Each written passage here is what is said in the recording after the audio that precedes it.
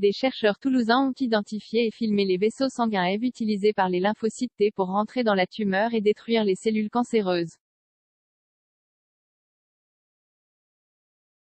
Ils ont démontré lors d'un essai clinique auprès de 100 patients que plus ces vaisseaux étaient nombreux, plus la réponse à l'immunothérapie était importante.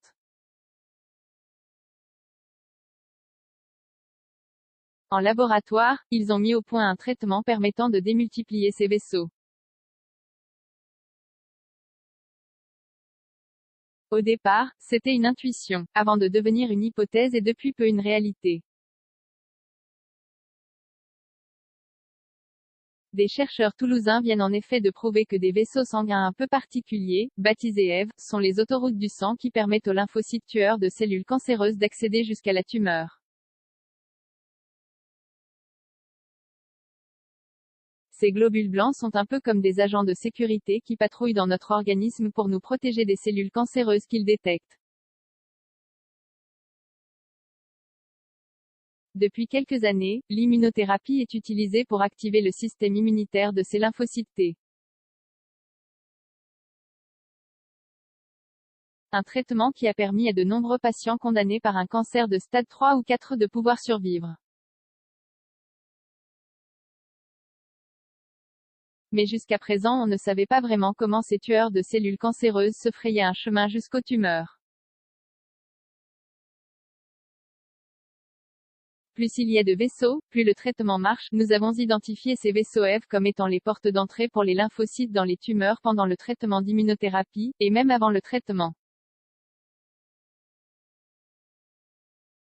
Nous avons réussi à filmer, avec des techniques très sophistiquées de microscopie, ces lymphocytes qui roulent, qui s'arrêtent et se faufilent au niveau du vaisseau pour entrer dans la tumeur cancéreuse, explique Jean-Philippe Girard, directeur de recherche INSERM à l'Institut de pharmacologie et de biologie structurale, CNRS, Université Toulouse 3, Paul Sabatier, qui vient de publier les résultats de ses recherches dans la revue Cancer Cell.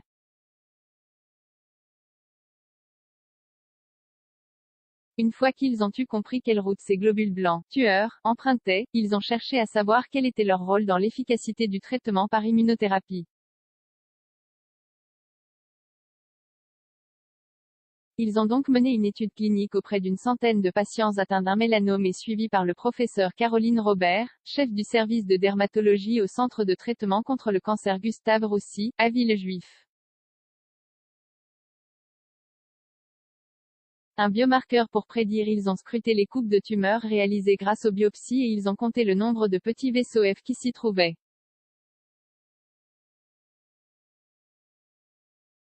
Nous avons observé que quand il y avait beaucoup de vaisseaux F dans les métastases, les patients répondaient mieux à l'immunothérapie et ils avaient une survie plus longue. C'est très net. Les vaisseaux F sont vraiment associés à la réponse à l'immunothérapie, poursuit le chercheur. Véritables biomarqueurs, ces vaisseaux sont un moyen pour les oncologues de prédire si leurs patients vont bien répondre à l'immunothérapie combinée.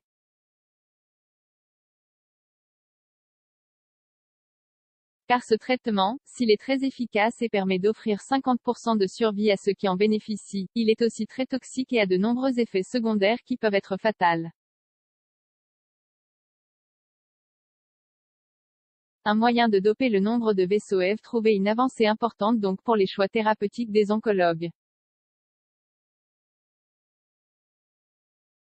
Qui pourraient d'ici quelques années doper aussi leurs chances de succès grâce à une autre découverte de l'équipe de Jean-Philippe Girard.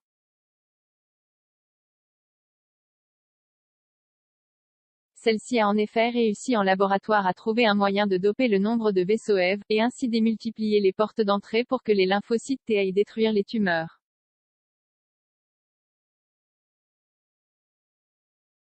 Nous avons mis au point un traitement à base d'anticorps, c'est une preuve de concept, pas encore testée chez les patients.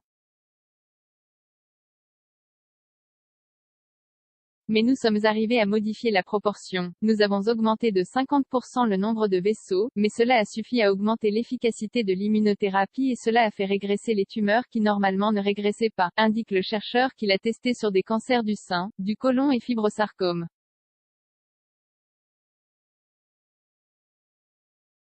Une nouvelle découverte qui donne l'espoir d'améliorer encore la prise en charge des patients atteints d'un cancer, qui touche chaque année 382